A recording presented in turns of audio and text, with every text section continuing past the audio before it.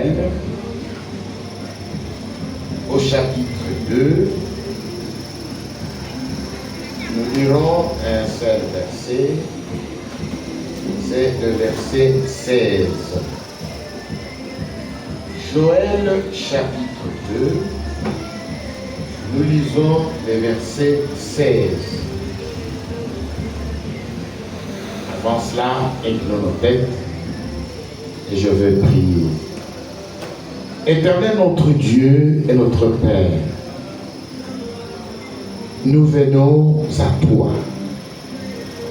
Après avoir chanté des cantiques en ton honneur, nous voici maintenant prêts pour lire ta parole et pour l'écouter. Amen. Il est écrit, l'homme ne vivra pas de pain seulement, mais de toute parole qui sort de la bouche de Dieu. Amen. Nous ne voulons pas écouter les paroles d'un homme, nous voulons écouter réellement les paroles qui sortent de ta bouche. Amen. Ainsi, viens à notre secours. Envoie l'onction de l'Esprit Amen. sur le prédicateur et sur tout un chacun de nous. Amen. Accomplis ta bonne parole qui dit, ils seront tous enseignés de Dieu. Amen. Seigneur, nous croyons que ta parole a la toute puissance de transformer nos cœurs, Amen. de transformer nos vies, Oui. de nous guérir. Amen. Car il est écrit, il a envoyé sa parole et sa parole les a guéris. Amen. Seigneur, nous comptons sur toi pour que réellement nous soyons visités par l'action de ton esprit. Fais-le, Seigneur, en guérissant nos maladies, en consolant nos cœurs affligés, accordant à chacun de nous ce qui est le désir de son cœur. Amen. Accorde-le, Seigneur, pour ta gloire et pour notre édification. Au nom de notre Seigneur Jésus-Christ. Amen. Amen. Joël chapitre 2, verset 16. Assemblez le peuple. Formez une sainte convocation. Assemblez les vieillards. Assemblez les enfants. Même les nourrissons à la mamelle. Que l'époux sorte de sa demeure et l'épouse de sa chambre. Que Dieu ajoute la bénédiction avec sa parole. Asseyez-vous, s'il vous plaît. Le frère Alain a bien voyagé hier soir de Port-Gentil jusqu'à Libreville. Et ce matin, il m'a fait un voice dans lequel il nous salue tous au nom de Jésus-Christ. Amen.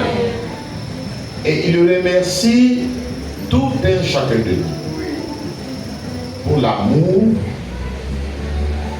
que nous lui avons témoigné et tous les sacrifices que nous avons consentis. Et cela a été exprimé dans les offrandes d'amour qui lui ont été offertes. Il était très content de l'offrande d'amour que vous lui avez donnée. Amen. Il a dit qu'il ne s'attendait pas à ce que vous puissiez lui donner ce que vous lui avez donné. Lorsqu'il regarde le nombre de fidèles et ce que vous lui avez donné, il a beaucoup admiré les gestes d'amour que vous avez posés à son endroit. Et il a dit que Dieu vous bénisse. Amen. Et moi aussi, personnellement, je vous remercie de tout cœur. Parce que vous avez suivi les mots d'ordre que j'ai donnés sur l'amour. Le frère a prêché librement au milieu de nous, alors qu'il était dans une grande faiblesse, parce qu'il ne maîtrise pas la langue française. Et vous l'avez écouté avec joie, avec amour. Et vous avez manifesté beaucoup d'intérêt à toutes les paroles qui a été dites au milieu de lui. Amen. Et c'est ça la grandeur d'un peuple, c'est dans l'humilité. Amen.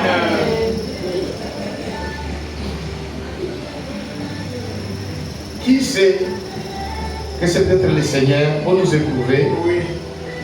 Il a préféré envoyer un frère comme ça pour voir comment est-ce que nous allons réagir. Et vous avez réagi positivement. Amen. Comme des fils et des filles de Dieu, avec beaucoup d'amour et beaucoup d'intérêt. Amen. Et avec ça, Dieu fera de grandes choses au milieu de nous. Dieu nous bénira davantage. Amen. Parce que celui qui aime est né de Dieu. Amen. Dieu est amour. Alors qu'aujourd'hui, nous allons parler sur reconnaître ce que Dieu est en train de faire aujourd'hui, conformément à sa parole. Et frère Franck, dans la lettre circulaire d'octobre 2011, il dit ceci. À la page 19. Cela ne profiterait à personne de parler, prêcher ou écrire au sujet de ce qui arriva du temps de Noé, de Moïse, de Josué, d'Élie, de Jean-Baptiste et de ce qui se passa au temps du Seigneur Jésus et des apôtres. Si nous n'avions pas reçu la grâce de reconnaître ce que Dieu est en train de faire conformément à sa parole.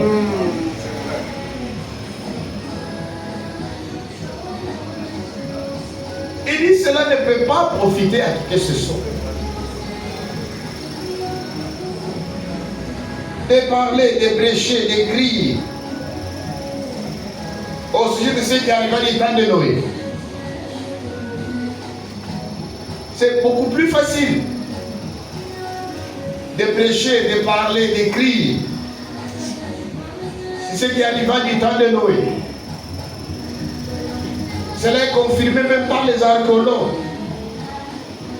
Dernièrement, j'ai suivi un commentaire où dans leurs recherches, les archéologues ont découvert l'arche de Noé en Turquie, dans un endroit inhabituel au sommet des hautes montagnes.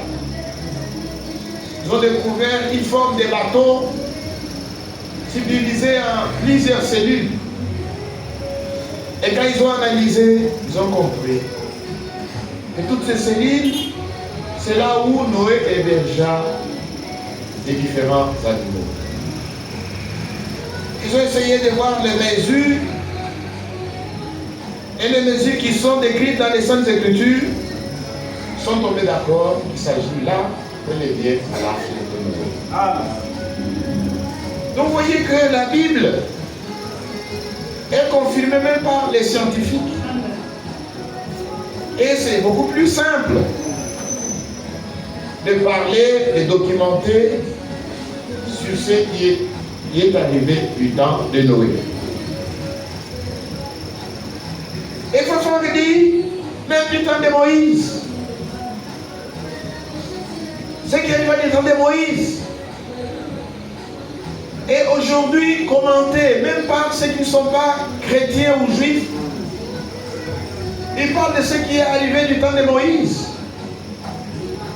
Dans les recherches, au fond de la mer Rouge, ils découvrent même des vieilles roues qui datent des millénaires avant Jésus-Christ. Et tous tombent d'accord qu'il s'agit des roues qui étaient sur les chars de Pharaon. Alors c'est beaucoup plus facile de parler de ce qui s'est passé du temps de Moïse. Parce que les recherches, les découvertes confirment cela. Lorsque on ramasse des anciennes roues au fond de la mer Rouge, tout le monde est unanime qu'il s'agit des roues qui étaient sur les chars de Pharaon. De parler de Josué. Josué qui avait pris la relève après le décès de Moïse, celui qui introduisit le peuple dans le pays de la promesse. C'est très facile de parler de lui avec admiration. Comment Josué arrêta le soleil et la lune. C'est un grand miracle. Alors qu'il devait combattre et qu'il voyait que si la nuit tombait, il ne saura pas combattre ses ennemis. Il s'est tenu là, un homme de foi. Il a crié au soleil, arrête-toi. Et le soleil écouta pour la première fois la voix d'un homme. Amen. Nous pouvons parler d'Élie, de prêcher sur les grands prophètes d'Élie. Élie de Tisbite, qui est venu dans les temps d'Akab, qui a fait une confrontation avec les faux prophètes. Quand vous allez en Israël, vous trouverez le monument de ces grands prophètes avec l'épée à la main, à la montagne de Carmel. C'est très facile de parler d'Élie, de 400 prophètes, parce qu'il y a même un monument à la montagne de Carmel, même aujourd'hui, qui retrace l'histoire, qui retrace le fait. Il est beaucoup plus facile de parler de Jean-Baptiste, qui est venu comme précurseur de la première venue de Jésus-Christ, qui avait un accoutrement étrange, une alimentation étrange, qui prêcha la repentance et le baptême dans le Jourdain. C'est un prophète étrange, porteur d'un puissant message. C'est très facile. C'est très facile de parler des apôtres. Comment ils reçurent le baptême du Saint-Esprit le jour de la Pentecôte. Comment ils se mirent à parler en différentes langues. Et parler de leur voyage missionnaire. Et même de leurs martyrs. Tous mourir comme des martyrs. À l'exception de Jean, celui qui a écrit les livres d'Apocalypse. Les apôtres étaient les héros de la foi. Amen. Ils ont répandu l'évangile. Dans l'Asie mineure, là se trouve la Turquie actuellement, jusqu'en Europe, à Athènes, à Rome. Ils ont travaillé, Dieu confirmait leurs paroles, Dieu travaillait avec eux. C'est très facile de parler du Seigneur Jésus-Christ, de sa vie, de sa naissance, de ses souffrances, de sa mort ignominieuse, de sa résurrection victorieuse d'entre les morts, de son ascension. Aujourd'hui même, l'histoire retrace la vie de Jésus-Christ sur la terre. Même les calendriers que nous avons témoignent de lui. Quand on parle de 2024, on dit toujours après Jésus-Christ. Mais maintenant, l'Esprit de Dieu nous exhorte. Il dit cela ne profiterait à personne de parler, de prêcher, écrire au sujet de ce qui arrive à l'époque de Noé, de Moïse, de Josué, d'Élie, de Jean-Baptiste, de ce qui se passa au temps du Seigneur Jésus et des apôtres, si nous n'avions pas reçu la grâce de reconnaître ce que Dieu est en train de faire conformément à sa parole.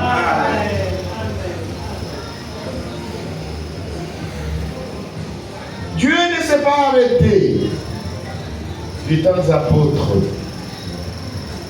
Dieu est aux commandes de l'histoire. Même aujourd'hui, Dieu travaille.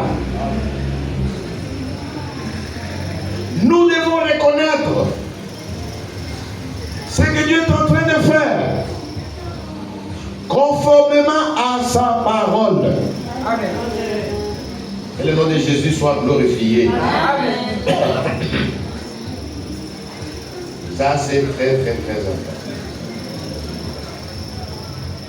Dans les Saintes Écritures, nous avons pris une écriture dans le livre de Joël. Le livre du prophète Joël est un petit livre, mais un grand petit livre. Amen. Alléluia. Amen.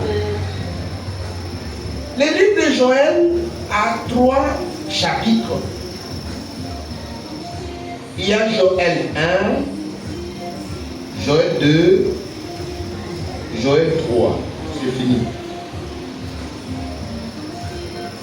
Mais le premier chapitre du livre de Joël parle des signes précurseurs du jour de l'Éternel. Amen. Les jours de l'Éternel. Il y a des signes précurseurs du jour de l'Éternel.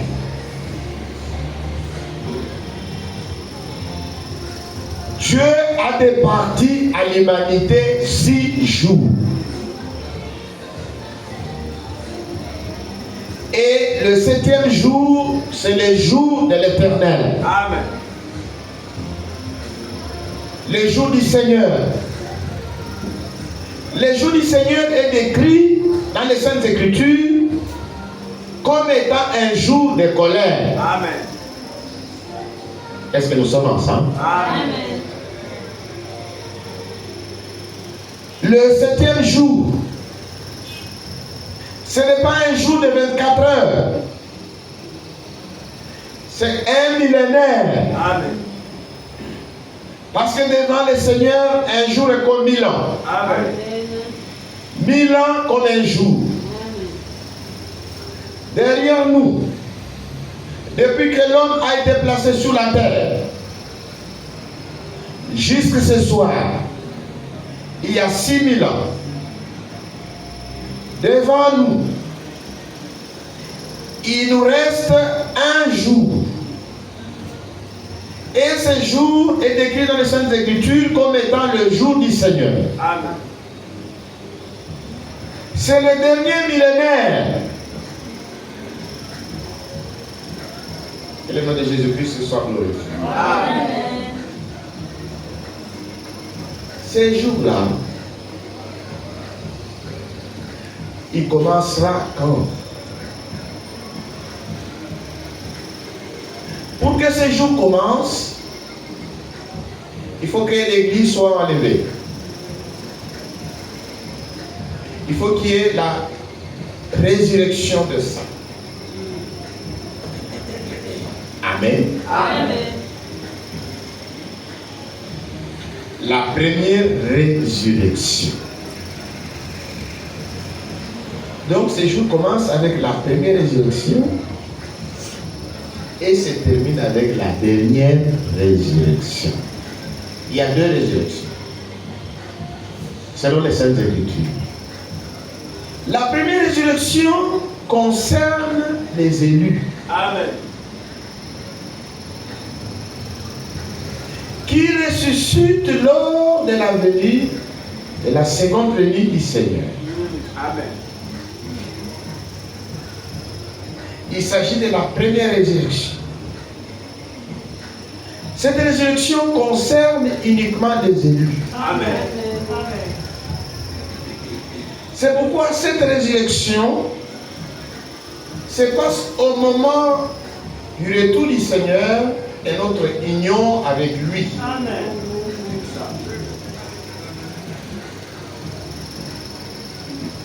Alors maintenant, les jours de l'Éternel commencent. Il commence avec le jugement, avec les événements apocalyptiques, avec la colère de Dieu qui sera déversée sur la terre, sur le monde des impies, des gens qui ont négligé la grâce de Dieu.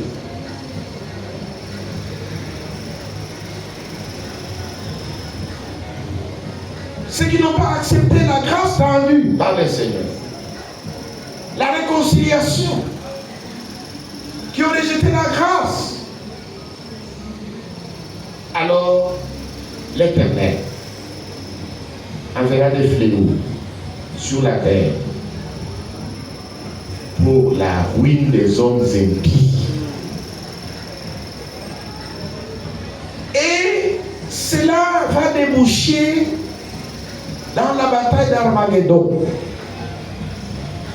Aujourd'hui, la terre est surarmée. Toutes les nations de la terre sont surarmées.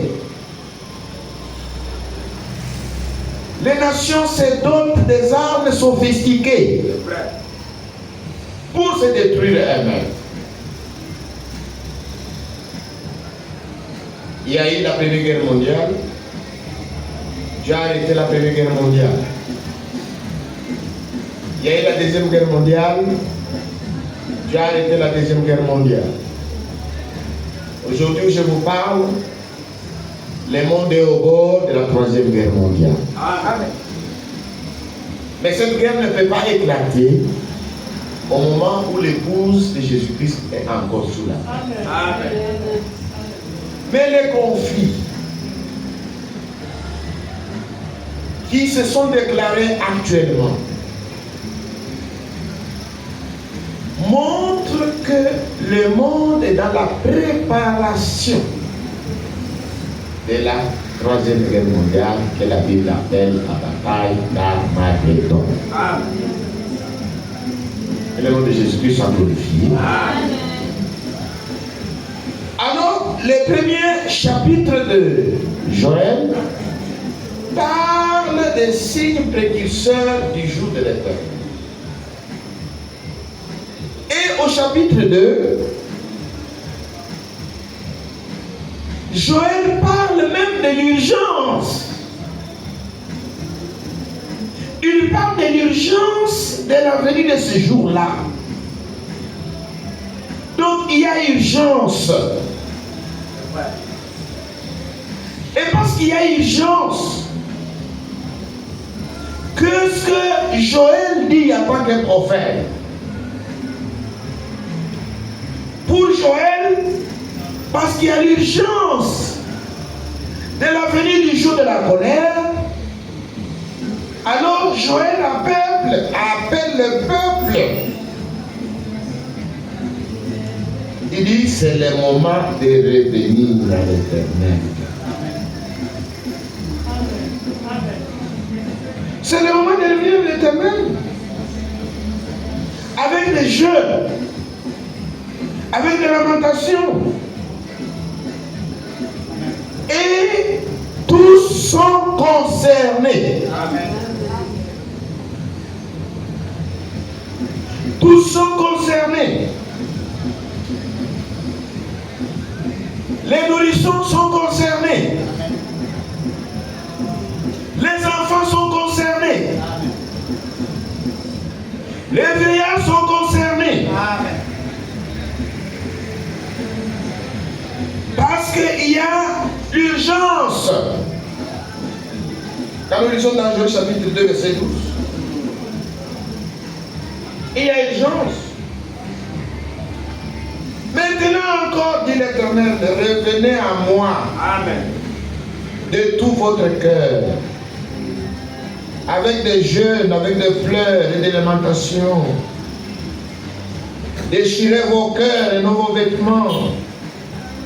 Revenez à l'Éternel votre Dieu, car il est compatissant et miséricordieux. Là, la colère est riche en bonté. Il se répand des mots qu'il envoie. Amen. Amen. Donc, parce que le jour de la colère est proche, parce que le jour de l'Éternel est proche, donc c'est le moment de revenir à Dieu. Amen. Revenir à Dieu de tout cœur, avec des jeûnes, des pleurs, des lamentations. Parce que des choses qui vont arriver sur la terre sont des choses terribles. Alors, avant que ces choses, ces jugements ne viennent sur la terre, avant que ces fléaux, donc maintenant, encore dit l'Éternel, revenez à moi. Amen. Amen. Amen. Maintenant, à partir du verset 15, il dit sonner de la trompette en Sion, publier un jeûne, une convocation solennelle, assembler le peuple, Amen.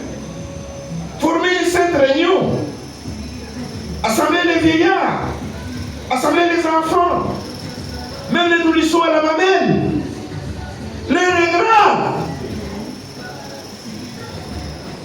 Beaucoup d'entre nous ne savent pas, ne comprennent pas que l'heure est grave. C'est le temps de revenir à Dieu. Amen.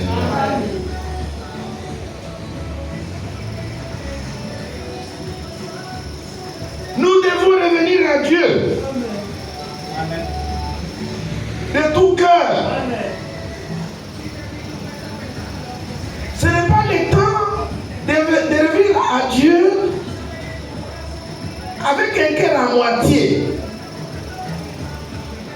Une partie que vous avez cédé au monde et une partie que vous cédez à Dieu. Non, non, non, non. Nous devons revenir à Dieu de tout cœur. Amen. Si nous revenons à Dieu de tout cœur, dans une sainte convocation, vieillards, enfants et même des nourrissons qui sont à la mamelle, alors le Seigneur va répondre. Amen. Verset 18. L'Éternel est ému de jalousie pour son pays et il parle à son peuple. L'Éternel répond et il dit à son peuple, voici, je vous enverrai du blé, du mou et de l'huile. Et vous en serez rassasiés. Et je ne vous livrerai plus à l'opprobre parmi les nations. Est-ce que nous sommes ensemble? Amen. Donc si nous revenons à Dieu de tout notre cœur, qu'est-ce que l'Éternel fera? Il enverra le blé. Amen. Le blé représente la parole. Amen. Le mou. Le mou, c'est la révélation. Amen. Il enverra l'huile. L'huile, c'est le Saint-Esprit. Amen. Vous voyez?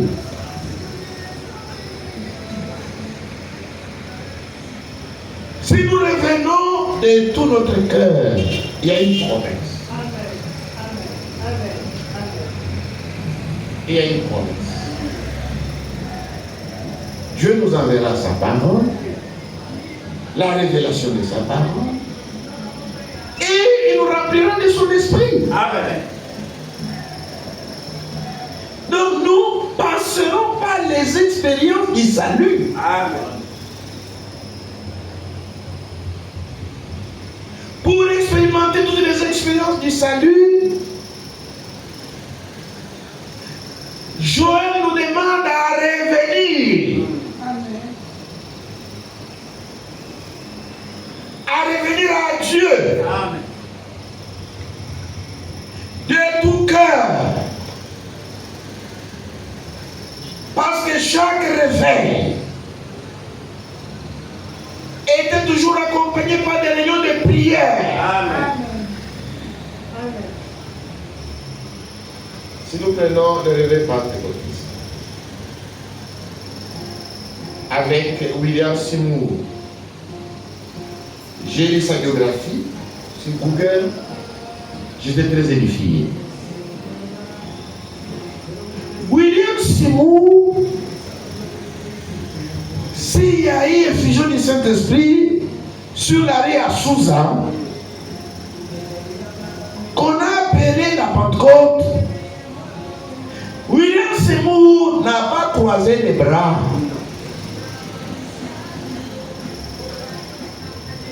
William Seymour et les Charles Price ont cherché activement Dieu. Ils ont cherché activement Dieu. Amen. Ils ont cherché activement l'effusion de l'Esprit de Dieu. Amen. Parce qu'ils ont cherché cela activement et Dieu a répondu. Amen. C'est très très important.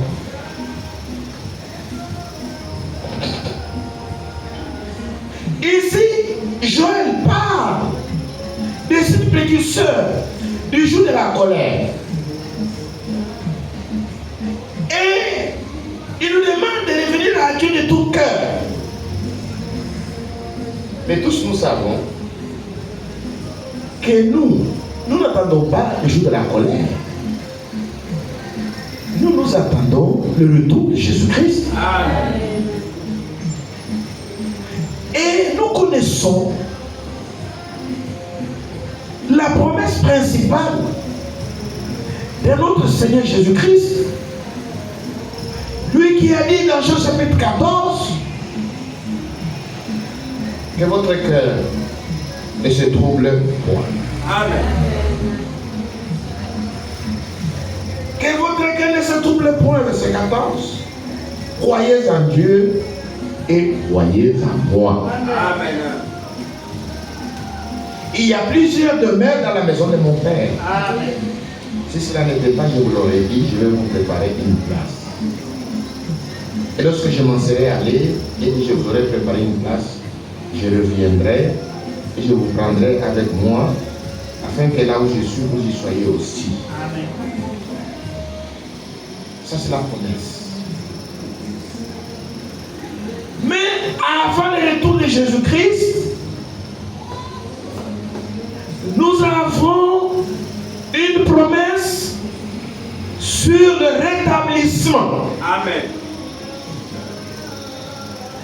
Le nom de Jésus soit élevé. Amen. Il dit Jésus sera gardé au ciel. Nous attendons son retour. Mais pour l'église de Jésus-Christ, Jésus sera retenu au ciel jusqu'au temps du rétablissement de toutes choses. Amen. Amen. Il y aura un rétablissement. Et pour accomplir le rétablissement, Dieu a accompli sa promesse de l'envoi du prophète Élie. Amen. Parce que l'envoi du prophète Élie est très important. Que le nom de Jésus soit glorifié. Amen.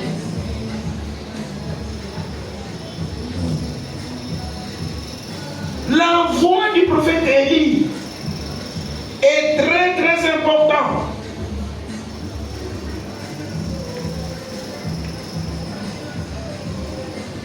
verset 22.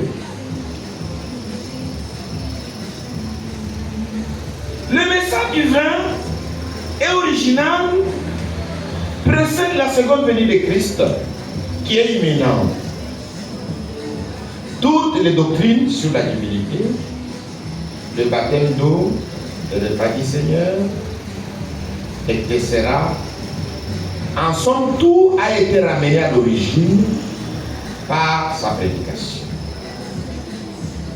Si nous ne savions pas ce qui s'est passé il y a 2000 ans, sans savoir ce qui doit s'accomplir aujourd'hui, selon le plan du veille du salut,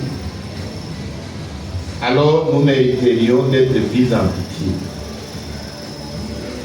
Avant le retour de Christ, il faut tout d'abord qu'il y ait lieu d'appel à sortir. Amen. De toute personne appartenant à l'église épouse, de tout lien religieux et confusion babylonienne prévalente à chaque dénomination. L'écriture suivante, 2 Corinthiens chapitre 6, 17 à 18, doit être prise au sérieux.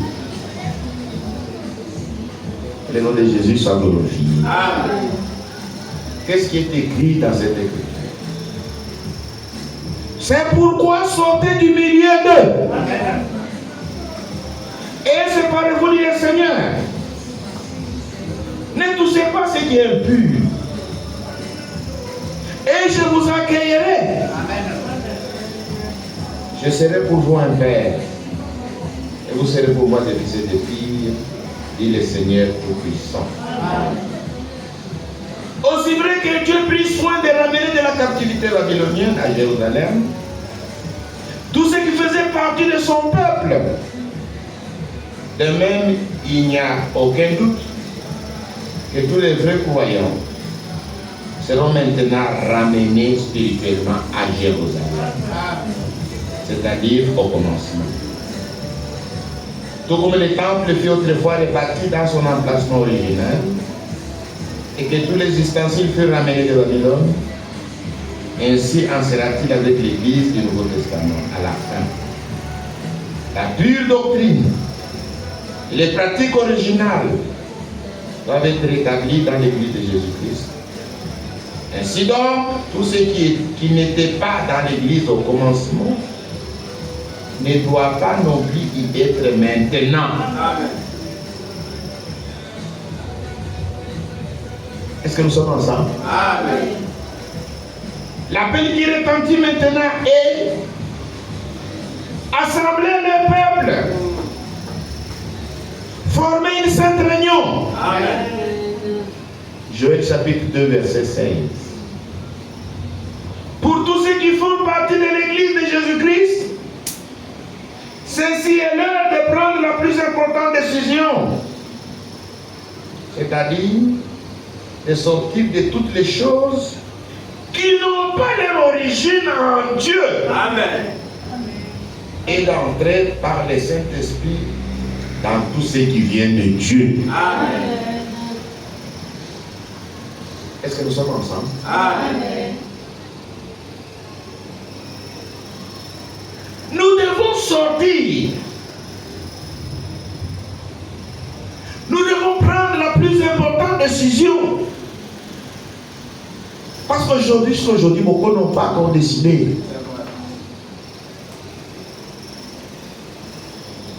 Nous devons sortir de toutes les choses qui n'ont pas leur origine en Dieu. Ce que vous faites là, l'origine de ce que vous faites, de la vie que vous menez, est-ce que c'est la vie en Dieu? Nous devons sortir, pas rester en l'air. Nous devons sortir et entrer.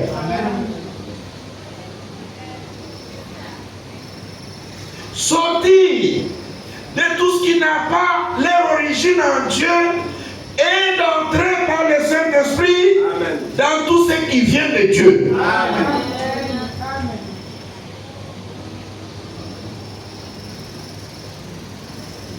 Entrer dans la justification, entrer dans la nouvelle naissance, Entrer dans la sanctification. Entrer dans le baptême du Saint-Esprit. Chacun doit prendre la décision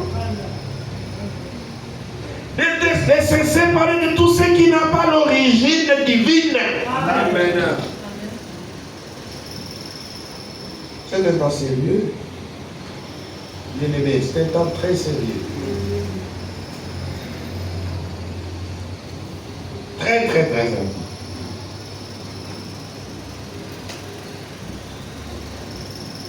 Si nous savons seulement ce que Dieu a fait à la Pentecôte, tout ça, c'est une très bonne chose. Mais Dieu est en train de faire l'histoire du salut juste même ce soir. Amen. Sa parole a été restaurée. Tous ceux qui croient qu'ils appartiennent à l'église vivante de Dieu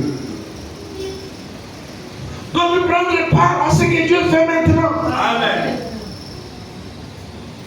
Vous devez sortir de tout ce qui n'a pas l'origine divine. Amen. Sortir et entrer par le Saint-Esprit dans tout ce que Dieu a promis. Amen. Dans tout ce qui vient de Dieu. Amen. C'est pourquoi, vu l'urgence, vu le monde dans lequel nous vivons, Joël dit, assemblez, même les enfants, la mamelle, les nourrissons, les vieillards, les jeunes, les regrets, revenez de tout cœur à Dieu. Amen. Si nous revenons de tout cœur à Dieu, Dieu fera quelque chose dans la vie de chaque croyant. Amen. Il nous enverra le blé, le mou et l'huile. Amen. Et le nom de Jésus-Christ soit glorifié. Amen. Ce n'est pas le temps où nous devons rester dans l'esclavage, dans la captivité babylonienne. Et le dimanche, on nous a parlé sur les juillet, l'année du juillet.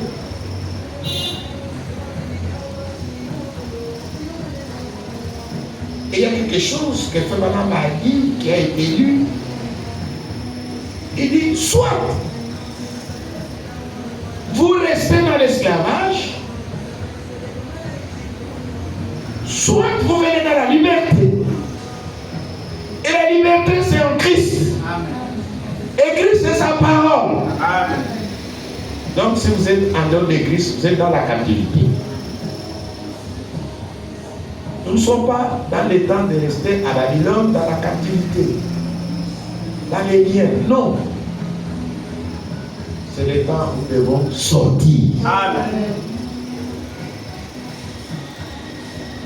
Sortir de tout ce qui n'a pas l'origine divine. Quand nous regardons dans le Nouveau Testament, il y a des pratiques. Il y a la doctrine. Il y a la conduite. Il y a l'ordre. Tout est là-dedans. Oui. Mais aujourd'hui, les dénominations ont formé encore un autre esclavage. Les dénominations prêchent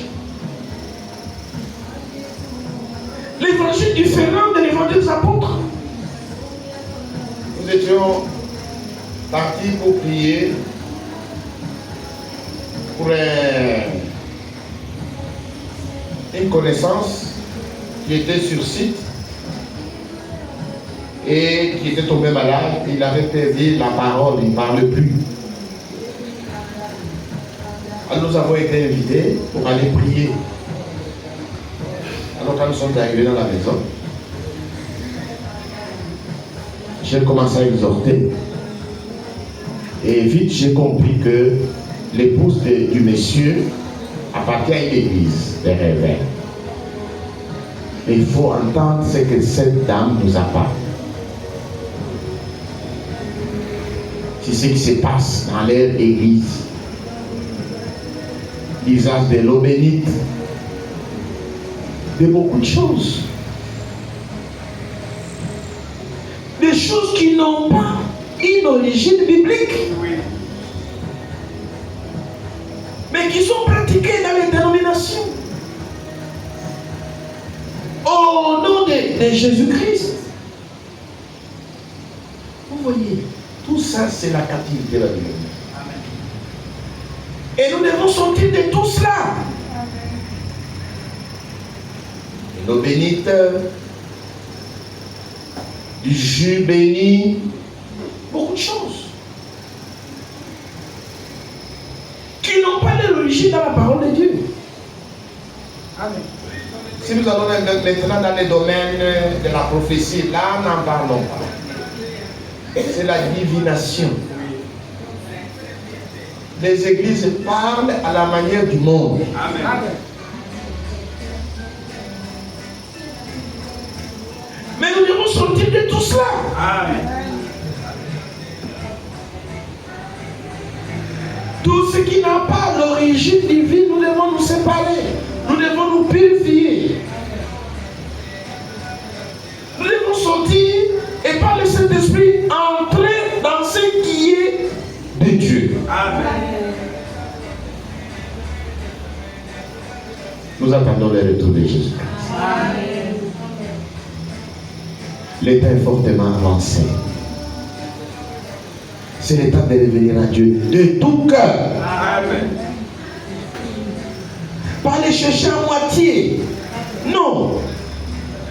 La parole, nous l'avons, elle est déjà restaurée. Et nous devons revenir aux expériences. Les expériences du salut. Comme autrefois dans le christianisme primitif. Comment est-ce que nous allons les expérimenter? C'est lorsque nous prenons la décision de revenir de tout cœur, de chercher Dieu. Amen.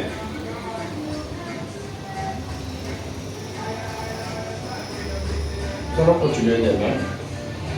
Dieu voulant, revenez. Le temps est très très très sérieux.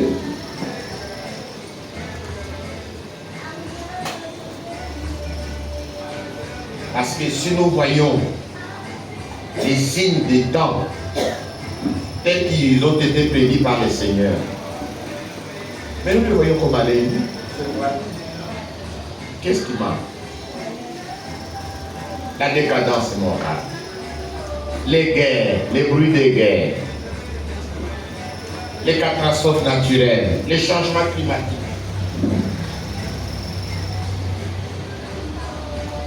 Je me rappelle, en 2019, quand nous sommes arrivés au mois d'octobre, il y avait la pluie. La ville de Port-Gentil, il y avait de l'eau partout. Mais aujourd'hui, nous sommes les 9. Quand vous regardez, est-ce que nous sommes dans la saison de pluie? Est-ce que c'est la saison sèche qui continue? Il y a un réchauffement climatique. Il y a un changement climatique. Ce sont des signes. Donc, c'est le temps de revenir à Dieu. Amen. De tout cœur. Le temps est fortement avancé. Et ceci concerne tout le monde. Les nourrissons qui sont à la mamelle, les enfants, les jeunes et les vieillards. Par l'heure est grave. Amen. Amen.